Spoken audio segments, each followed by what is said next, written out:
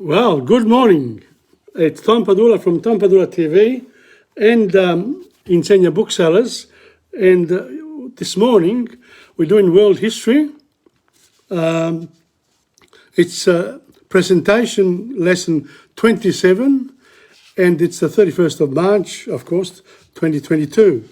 We've been covering the Middle East quite a bit in the last few presentations, and one of the peoples that that caused monotheist ideas were the Hebrew prophets, because we're going to cover this morning, and we'll have a look at how the Hebrews conquered Palestine and etc. But we're talking about here, 1,500 before the birth of Christ.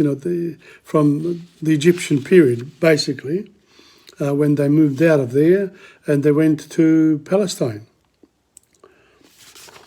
And it's an interesting little account here in the book that I have, and of course I will continue then with. Before the invasion, we're going to do, more of how people lived here in Australia before, for thousands of years. And finally, I've been checking up. I went to a choir festival in Kew last week, and I thought, I'm going to play these, and I've been trying to get my computer to going, but there are some breaks in the sound, so I'm not sure. I'm going to try it anyway, see what happens. So let's hope that today it will proceed smoothly, as it usually does, really, because if there are problems, we try to solve them as we go along, and that's what we all have to do. Now, I noticed, for example, that with history, you need a commitment in order to appreciate what history is all about and how it affects us today and how it affects our thinking for the future. Because whatever happens today, all these problems with wars and famines, you name it, natural disasters, they've always existed. We've tried to do our best to overcome, the old ideas of conquering other people for our own greed. The idea is to actually help each other. But because of the differences in cultures and even the way we look, it's people can develop certain prejudices and can make life difficult for certain groups of people. Now, it's something that the world today really can do without. We've always been talking about the need for acceptance of diversity in whatever form. And the basic thing that we really need is peace in the world, peace in our region, in our state. So basically that's it. Now, the other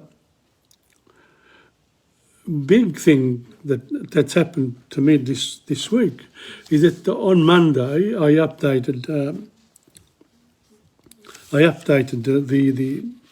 the Insegna.com website, the blog section, and I divided it up. The blog section was divided up into categories. So we have a world history category in there. So you don't have to go very far anymore to access all of my presentations from the beginning. All you have to do is go to Insegna.com and go to the blog section. That's basically it. And you'll get all of my presentations from the beginning. And this is 27 of them, so it's quite extensive. But again, a lot of what I do is an initial presentation, and then if you want to know more, well, you have to, particular sections, you have to look it up, you have to do some work, some research for yourself. But I will continue with this history. We're in the Iron Age of the past, around 1000 before the birth of Christ. Now, the Hebrew prophets here, I'll be reading these, so we'll sort of, after this particular presentation this week, we'll move towards the middle of the Mediterranean. We'll go to Crete, then I think Greece, Rome, Carthage. In other words, we're moving into closer to Europe. But I will be very mindful of the fact that I said that this is world history. Okay, so it's 11:31, and welcome to anyone who comes on, either today or in the near future. You're most welcome. So here we go. Hebrew prophets. Hebrews conquer Palestine. In telling the story of Assyria and of Chaldean Babylon, we have twice had to mention the Hebrews, or the Jews, as they are often called. So Hebrews, Jews, same thing.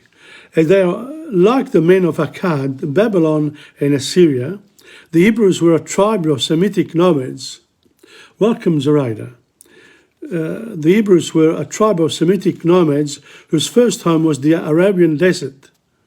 So the Jews came from the Arabian desert in the initial stages. It's a Semitic, Middle Eastern tribe.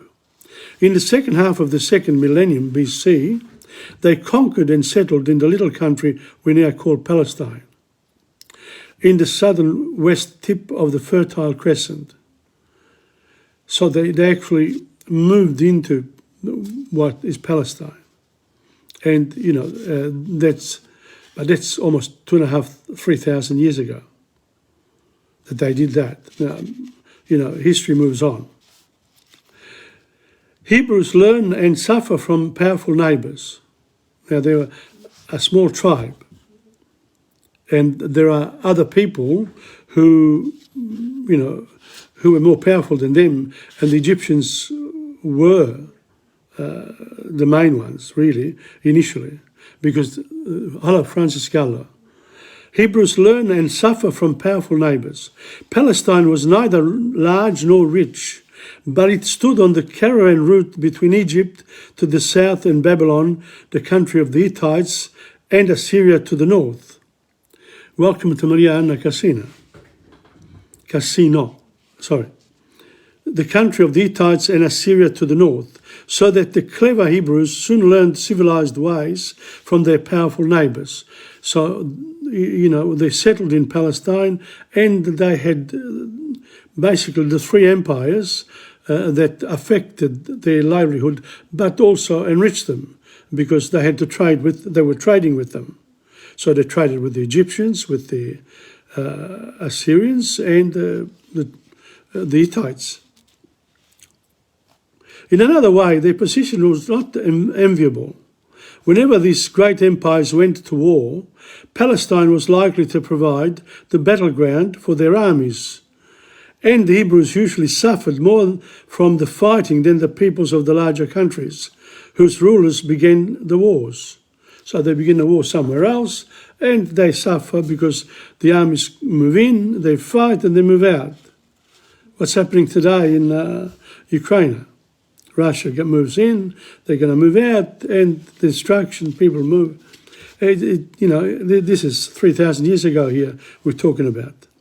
Hebrews enslaved by Egypt and Babylon. Thus, for a time, many of the Hebrews were enslaved in Egypt, probably under the Pharaoh Ramesses II, who died about 1225 BC, Ramesses II. And if you've looked at the film, the Ten Commandments, you'll get a good idea of what happened to the Hebrews there in Egypt. When Sennacherib's soldiers died of a plague while fighting the Hebrews, they were on their way to attack Egypt. And if you remember, that we mentioned a couple of weeks before, this particular plague caused some of the laws of the Assyrians to be changed. Only for a short time were the Hebrews really free and independent. About 1000 BC, the Egyptian Empire had fallen and the Assyrians were still fighting the Hittites and other peoples far to the north. King David defeats the Philistines. During this lull, the great Hebrew king, David, came to the throne and made Jerusalem his capital. David and his soldiers fought hard against the Philistines, a highly civilized people who lived along the southern coast of their land. The Hebrews were finally successful, but by a strange chance, it was the defeated people who gave their name to the country, for Palestine is only another form of the word Philistine. Philistine, Palestine. Funny. Instead of being, Judea, etc. But, it's a complex history, this one. And if you really want to move into, discussing these historical facts with people from, current Judaic people, current Jews of the world, you can. More than willing to talk about these things. I am too. Solomon's Temple. Now, under David's son, Solomon, the little Hebrew kingdom became powerful and rich. A magnificent temple to Yahweh, the tribal god of the Hebrews, was built in Jerusalem, and kings of distant countries sent ambassadors to Solomon's court. He was famous for his judgments. But all this prosperity did not last for long, and in 586 before the birth of Christ, Jerusalem itself was destroyed by Nebuchadnezzar, who, as we have seen, carried off the inhabitants to Babylon as slaves.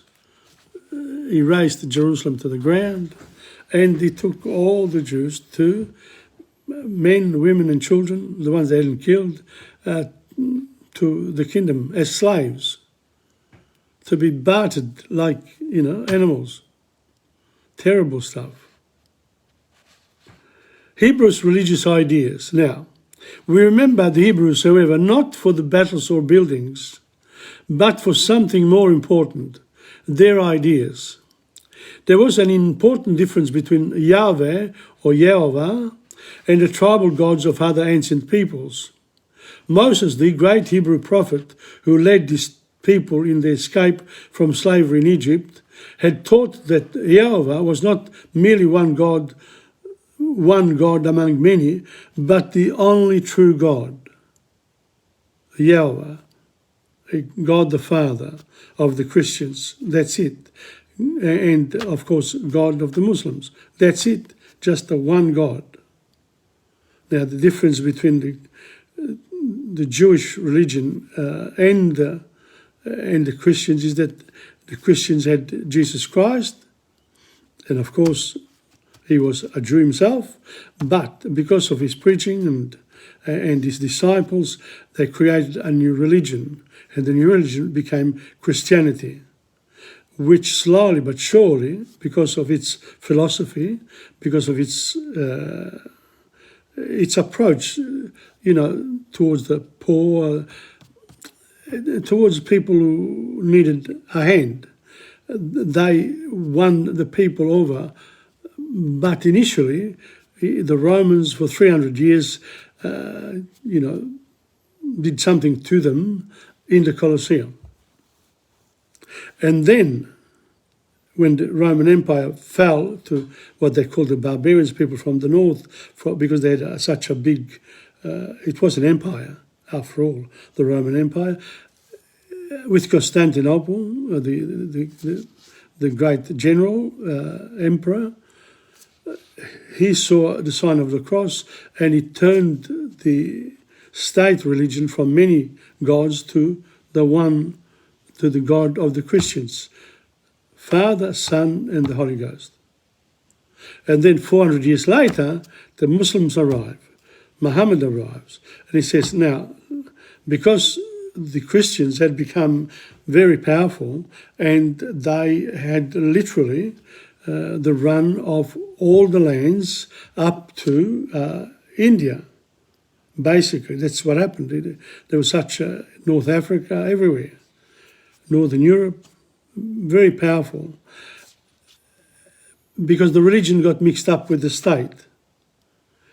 Therefore, you can imagine that the cultures of the old people were for wars, were for getting slaves, for, power, control, through strength, through violence, through, anyone who disagreed had their head cut off.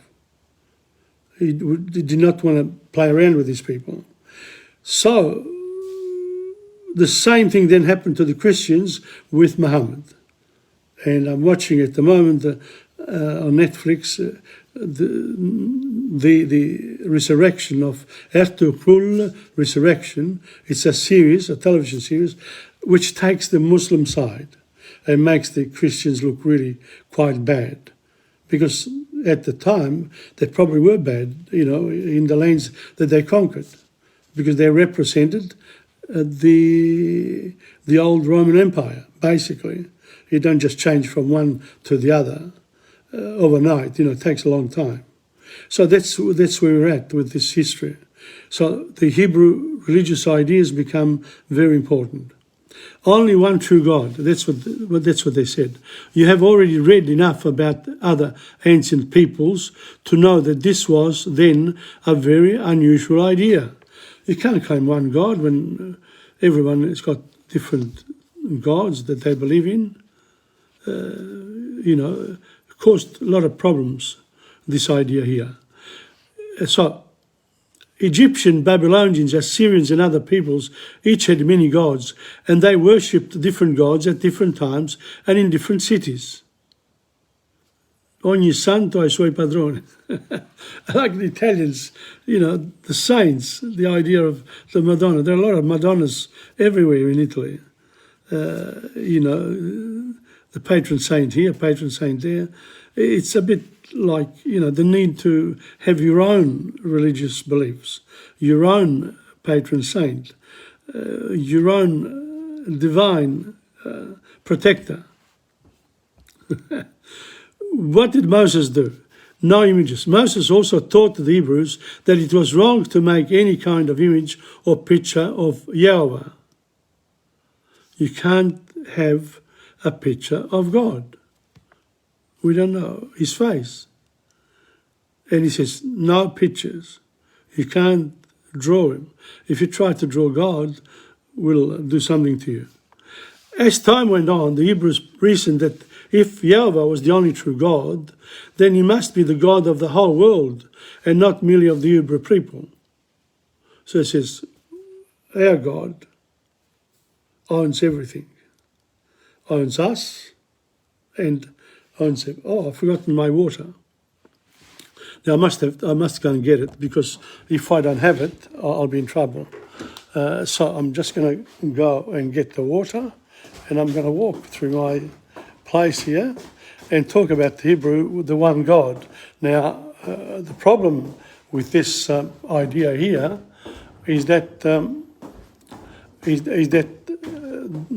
that idea has remained throughout history, and it's caused a lot of problems.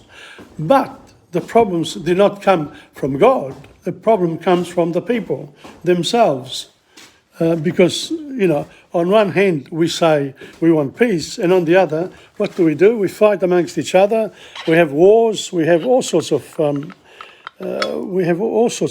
problems that are caused by humans amongst humans. Sorry about that, but when I'm talking, that's what happens. I need to have a drink. Now, monotheism and polytheism. Thus the Hebrews gave to the world the idea of monotheism, of one God. Think about that whilst I'm doing this.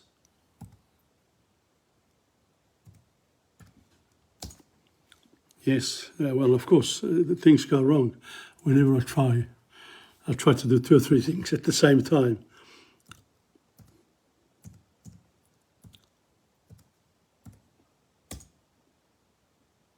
Yes, I've got it. Okay, now think about the fact that thus the Hebrews gave to the world the idea of monotheism, belief in one God, instead of the more primitive idea of the polytheism, belief in many gods. We should remember too that from the Hebrew race came Jesus Christ, the founder of the Christian religion, which includes the idea and which has had such a great influence on the history of European peoples and through them on the people of the whole world. Now, again, we're talking about a textbook written many years ago, etc., etc. We have to accept the fact that in 8 billion people today, you can count how many people are Christians and how many branches of the Christianity there are, and how many people are Muslims, and how many branches of the Muslim religions there are. And also, then you have to consider the Hindus, the Buddhists, and a lot of other divinities. Now, where does this lead us? I don't know. It leads us into trouble. So basically, that's it. We've had got a little here. There's a little timeline here. We've got the Sumerians, 3000 Sumerian civilization, 3000 before Christ, Sumer and Akkad. Then after 2000 is Hammurabis, Babylon, and around 1000, 1,000 years, a long time. Hittites attack Egypt. You got Egypt there in the background, and then you got the Hebrews' greatness around just before, as we said, 1,000 to about 300-400 years when King David was there, and there were the Assyrians and the Chaldeans close by, and there you are. So that's the old history of our world. But when we do this, do we forget that when this was happening here, the question is what was happening in China? And do we think about that? And whilst we are at it, what was happening in South America with the Maya? And what was happening in Northern Europe with the Vikings? Now, this is where world history is important, to realize that our cultures are many.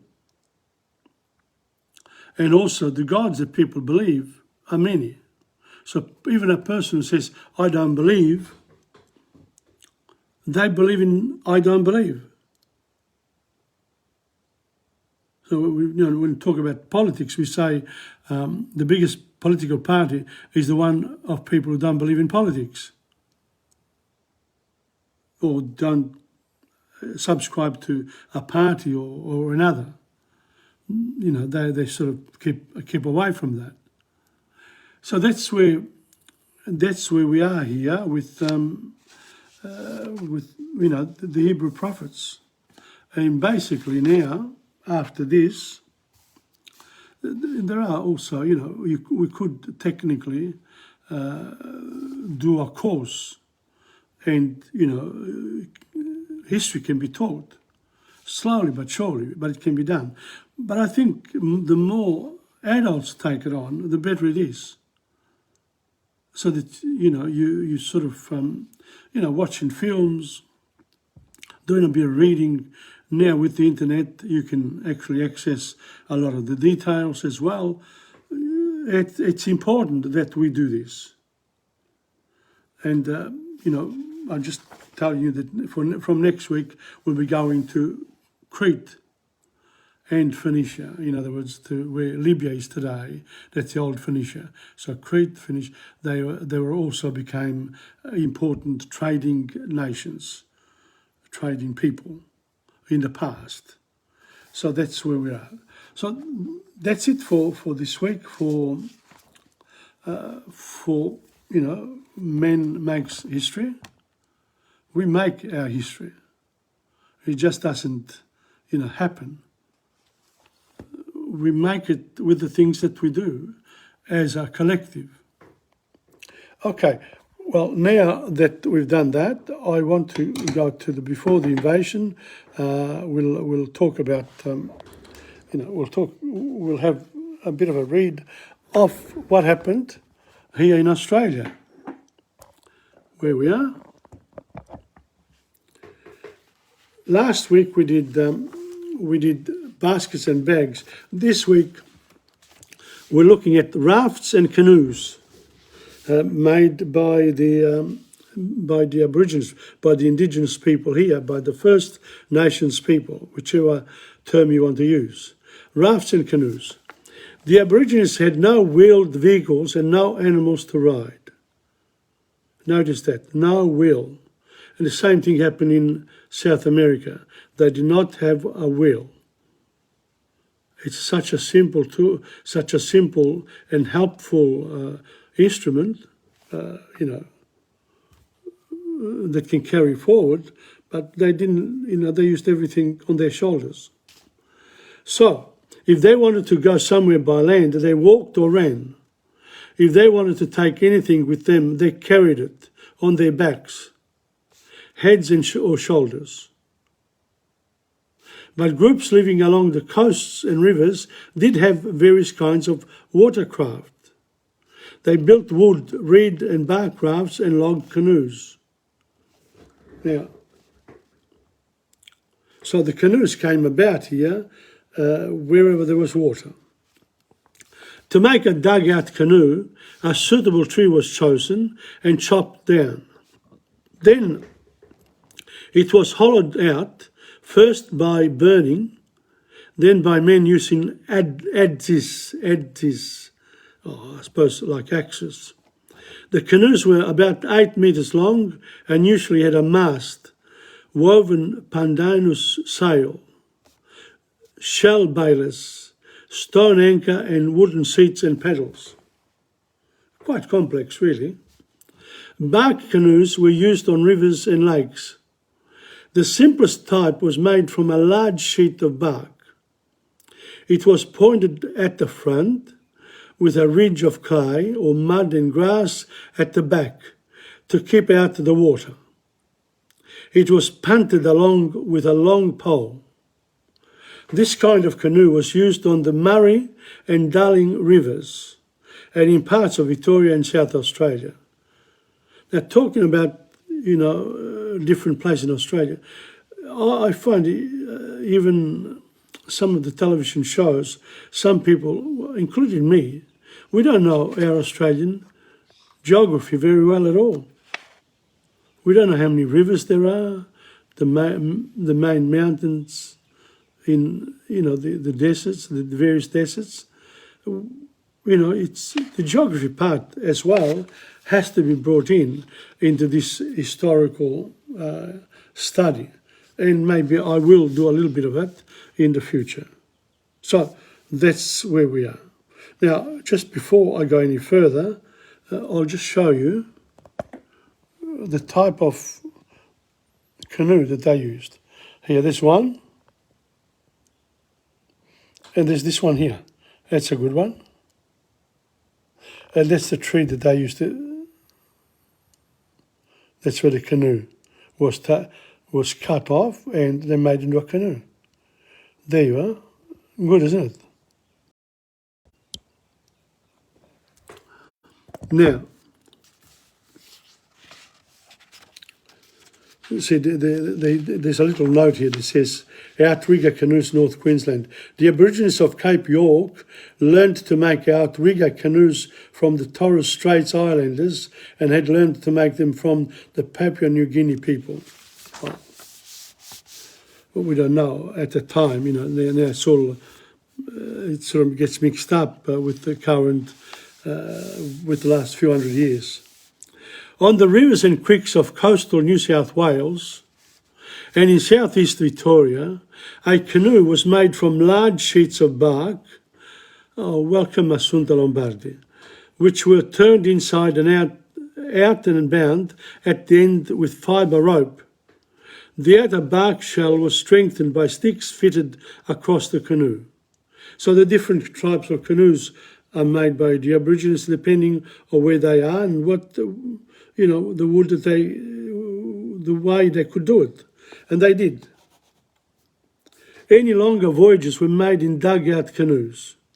So if you wanted to go further out, you had to have the bigger canoes. Well, nothing new, really. This may have been copies of Indonesian or New Guinean craft. Much time and effort went into the making of a canoe, but they were very strong and long voyages could be made, even in bad weather.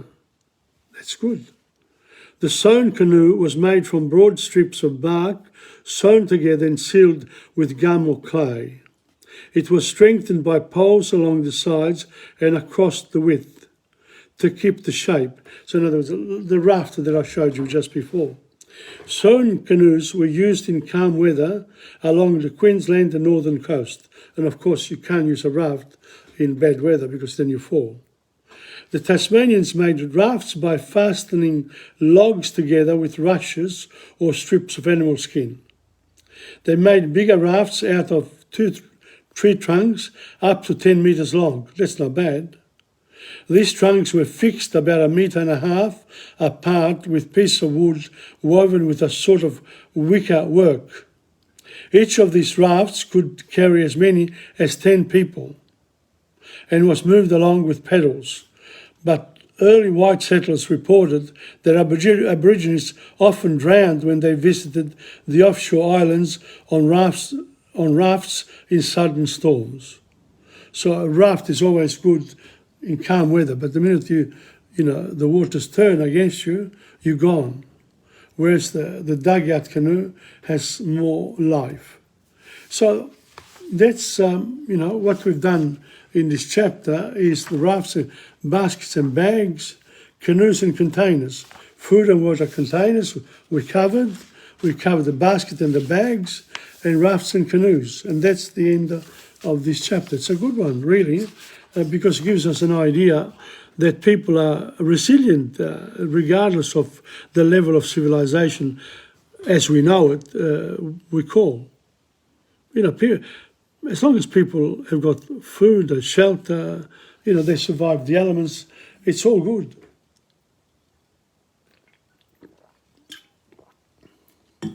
Sometimes our modern life gives us a lot of problems as well. And when there are a lot of people around, like in cities, governments have to be very careful about how the whole thing is managed.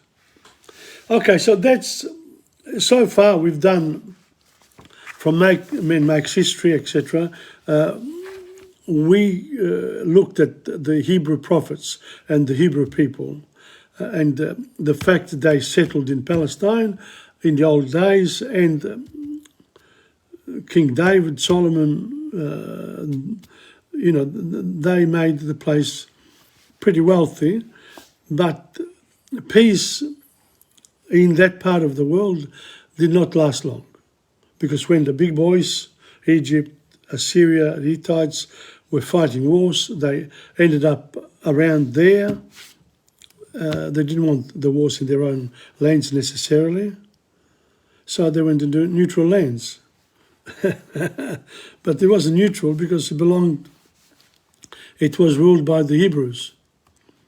And so the Assyrians said, okay, well, if that's the case, we're going to take you with us and you can be our slaves. Problem solved.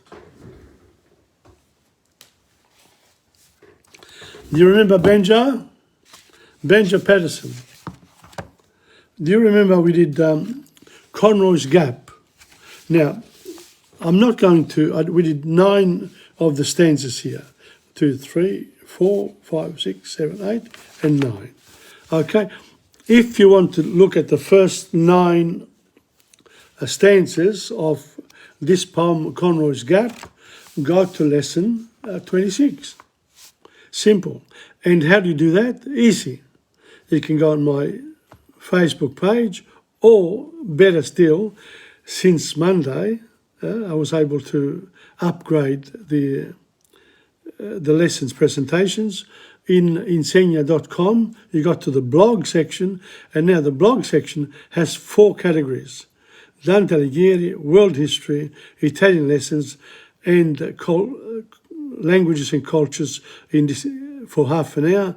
And there you'll find French and Spanish, because I intend with that particular section also include other languages eventually. You know, how you read Turkish, for example. How do you, what are, you know, what does Hindi look like? You know, these things here. I have the resources to be able to show you. I can't do it all in one go, but I do it as I go along. Okay, so now we're going to go to Conroy's Gap. Let's have another drink.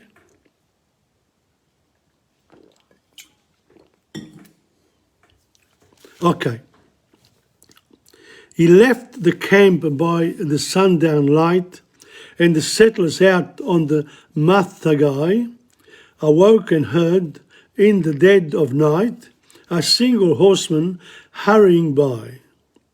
He crossed the Bogan at Dandalu, and many a mile of the silent plain, that lonely rider behind him through, before they settled to sleep again. Now you need to know a Bogan, a Dandalu, a Mathagai. So the poems that I'm reading, they are also to be studied. So you have to, you know, Benja Patterson's poems, you have to go to them and try to find them. Simple, and yet very hard. He rode all night, and he steered his course by the shining stars with a bushman's skill. And every time that he pressed his horse, the swagman answered him gamely still. He neared his home as the east was bright. The doctor met him outside the town. "Carew, how far did you come this night?" 100 miles since the sun went down." Welcome, Angela, emailer. And his wife got round, and on oath he passed, so long as he or one of his breed could raise a coin. Though he took the last, the swagman never should want a feed. In other words, they always ate, doesn't matter how much it cost. And Kate Carew, when her father died, she kept the horse, and she kept him well. The pride of the district far and wide, he lived in style at the Bush Hotel. Such was the swagman, and Ryan knew nothing about could paste the crack. Little he'd care for the man in blue if once he got on the swagman's back. The man in blue are the police, no? But how to do it, a world let fall, gave him the hint as the girl passed by. Nothing but swagman stable wall. Go to the stable and mind your eye. He caught her meaning and quickly turned to the trooper. Reckon you'll gain a stripe by resting me, and it's easily earned. Let's go to the stable and get my pipe. The swagman has it. So off they went. And soon as ever they turned their backs, the girl slipped down on some errand bent behind the stable and seized an axe. Well, the trooper stood at the stable door while Ryan went in quiet and slow. And then the trick had been played before. The girl outside gave the wall a blow. 3 slabs fell out of the stable wall. 'Twas done forever, the trooper knew, and Ryan, as soon as he saw them fall, mounted the swagman and rushed him through. So he got the horse and went through the wall that Kate had knocked off. The trooper heard the hoofbeats ring in the stable yard, and he slammed the gate. But the swagman rose with a mighty spring at the fence, and the trooper fired too late. As they raced away, and his shots flew wide, and Ryan no longer need care a rap, for never a horse that was lapped in hide could catch the swagman in Conroy's Gap. So a very fast horse in Conroy's Gap. And that's the story. You want to know if Ryan came back to his Kate Carew? Of course he should have, as stories go, but the worst of it is this story is true. And in real life, it's a certain rule, whatever poets and authors say of high-toned robbers and all their school, these horse thieves, fellows, aren't built that way. Come back, don't hope. The slinging hound, he sloped across the Queensland side and sold the swagman for £50. He stole the money and more besides. He was helped by Kate Carew, so he rewarded her by selling the horse, and took to drink, and by some good chance was killed, thrown out of a stolen trap. And that was the end of this small romance, the end of the story of Conroy's Gap. So, it's a good romance, huh? The horse gets killed, he steals from his girlfriend.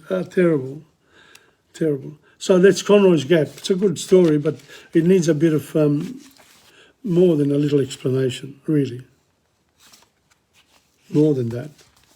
Now, I'm going to try to go, and I hope this works. If it doesn't work, we'll talk about something else.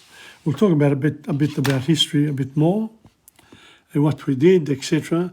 And I need to, go back because it's lesson 27 now. I need to go back and revise what we've done. And don't forget, we've done this from the beginning of time. All right. Now, on when was it? Saturday night? My sister Angela organised a choir festival. They do this every year with the city of Boroondara, with Kew, Camberwell, etc. That area there.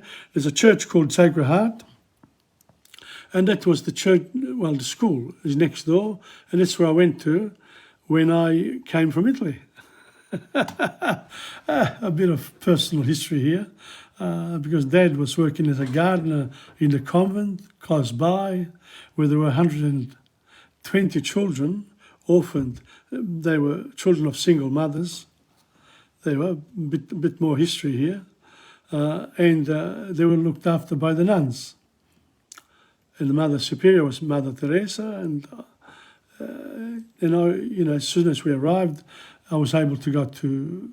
I had done Seconda Media in Italia, and here I got into year 8, and then by the end of the year, I was out and went to St John's in Hawthorne, and then Marsden College, and then university.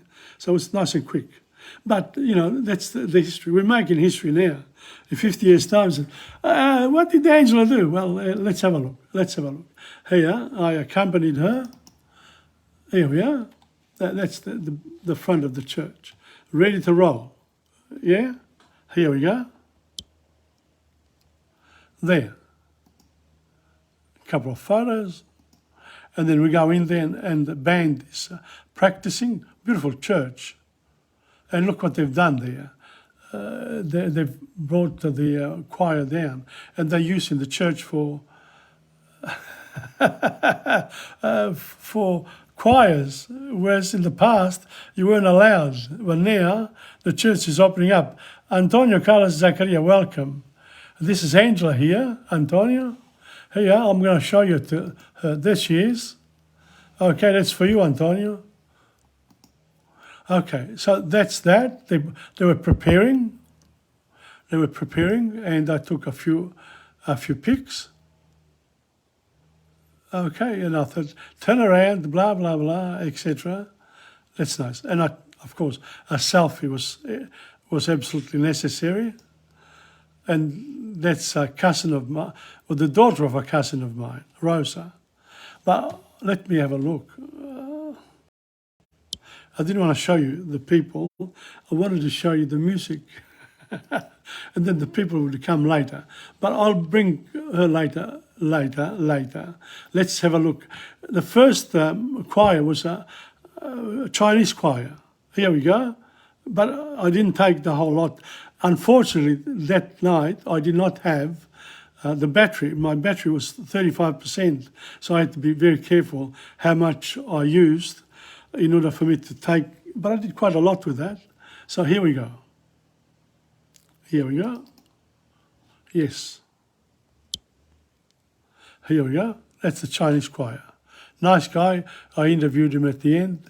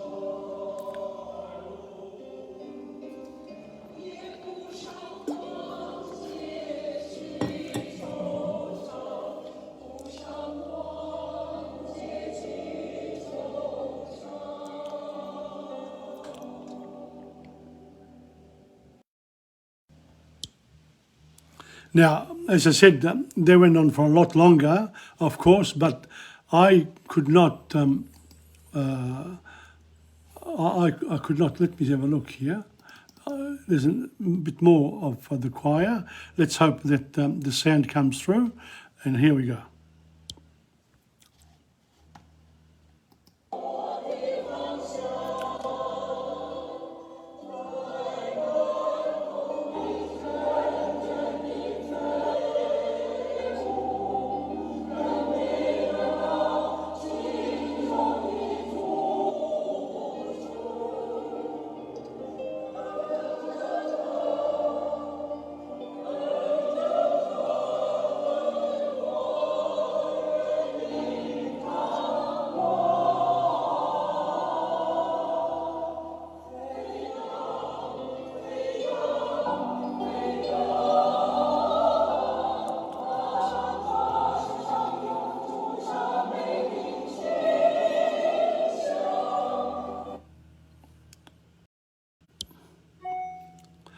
As you can see with the choirs, all of the arts in general, you've got to want to be in it, sort of thing, to appreciate it. But we just keep going and different experiences. And there's this one here. Let's hope that this one here plays well, because I'm not sure how we're going to manage here. Here we go.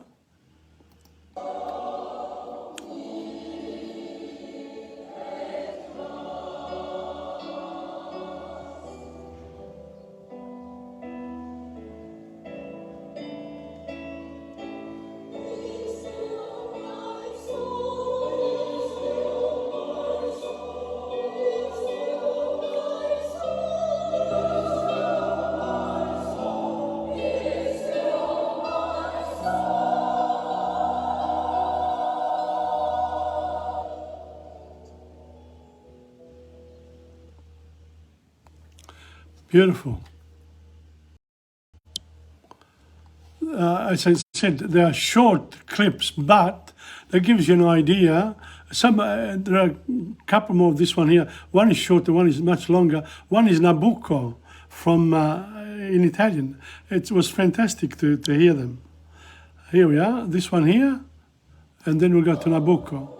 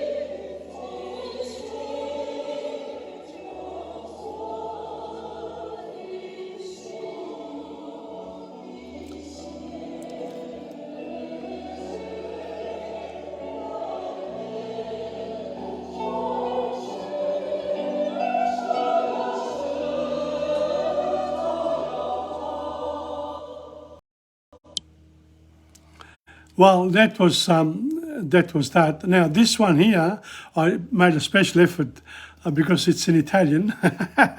It's Nabucco va pensiero. You know, it was wonderful to listen to this choir doing it. Okay, here we go.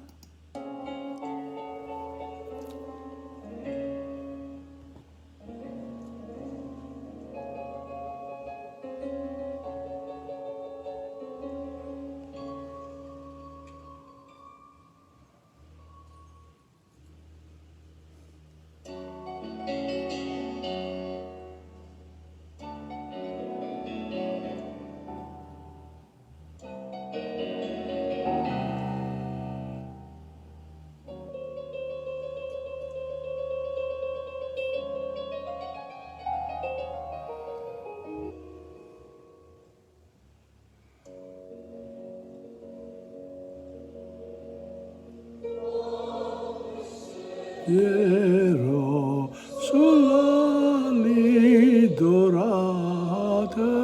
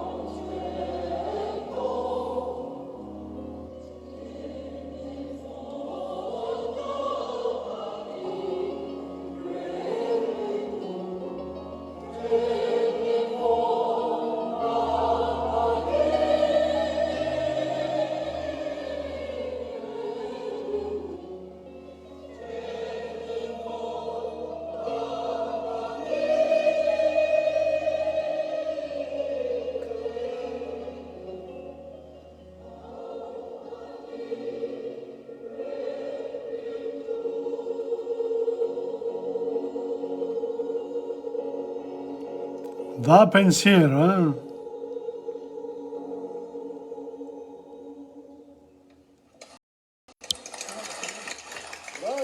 That was lovely. That was.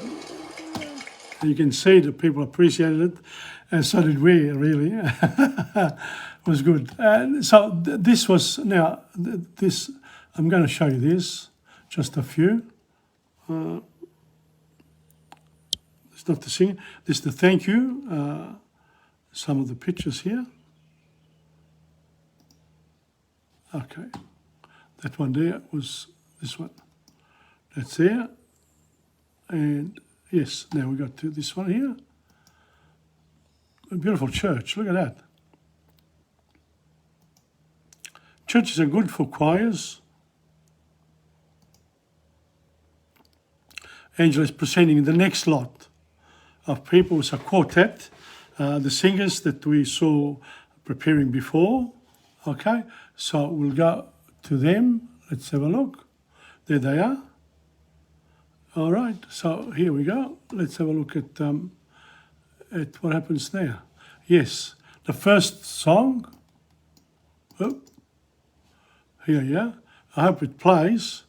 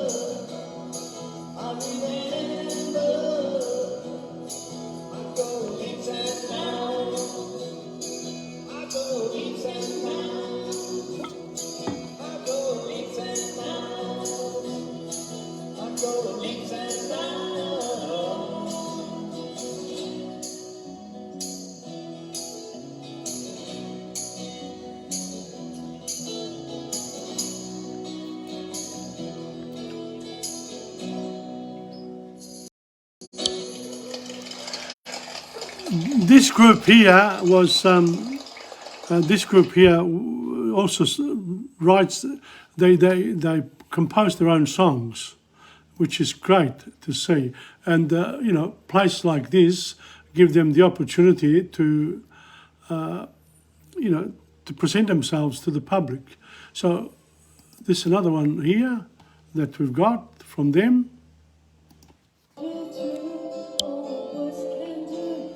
Not as long, it's very short, this one.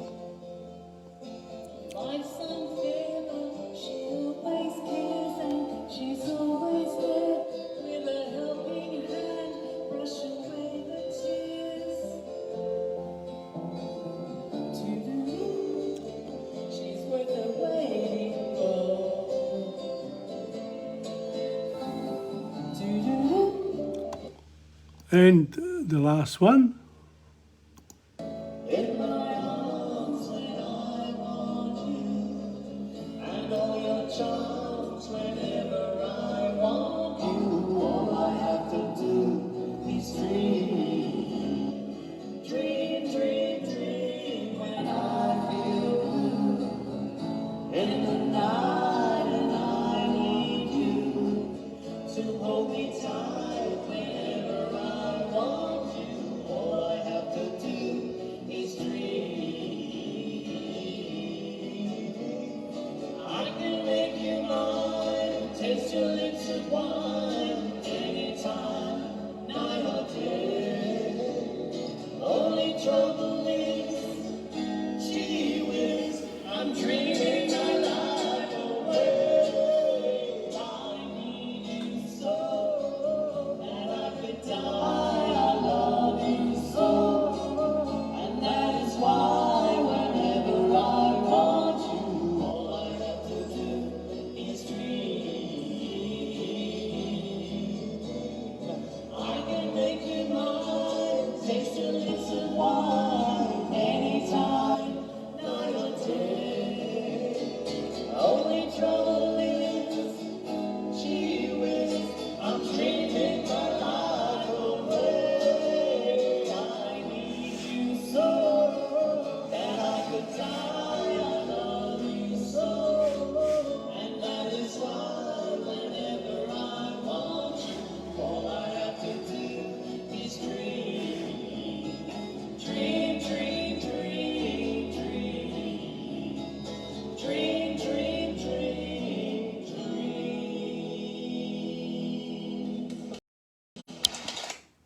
That was, I didn't take much more of this particular group because, but what I did take of, what I did have here, I just want to show you this photo here.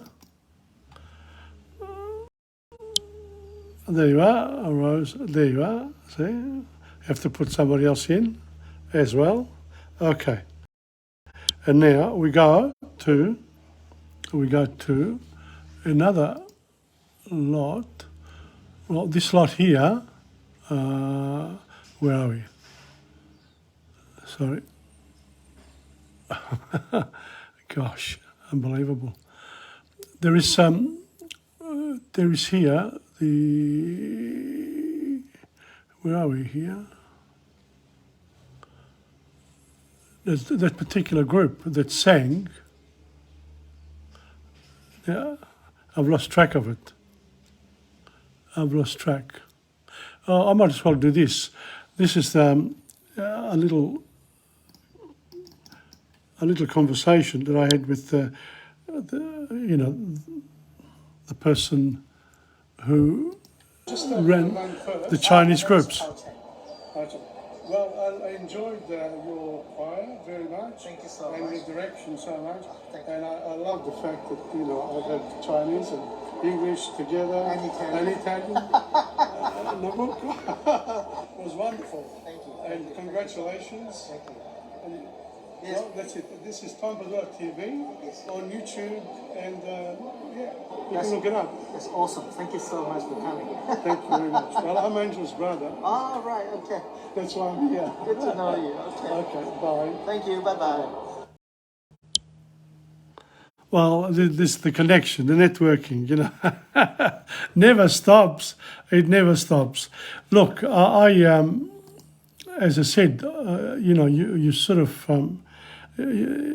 being part of the community is important because especially when we do different places. This is the first half I've shown you today, and I'll be ready for you for next time as well. I can't understand how those people there came on and sang. Oh, there they are. Okay. Well, I just want to finish with them. There they are. Okay. It's sort of, where did we go here? Yes, that's that. There. And ready for the next lot. and that's the next lot for next time. Okay, so next week we'll be watching this the second half. There are a lot of good songs by this choir. This choir here actually had a lot of songs that are very popular songs. So that's that, and there's another choir after that, and the finale. Very nice. And on this note, I want to finish off now. I'll finish off. Thank you very much for those people who've come on. It's always good for a few people to come on when I actually have the presentation or lesson. And don't forget, you can, very soon you'll be able to access this particular presentation. But if you go to insegna.com to the blog, you'll be able to have all of the other podcasts that have been recorded. And this is number 27. Not bad. Okay, on that note, thank you very much once again. Ciao, the Tom Padula from TomPadulaTV on YouTube and Insegna Booksellers. Arrivederci. See you next time.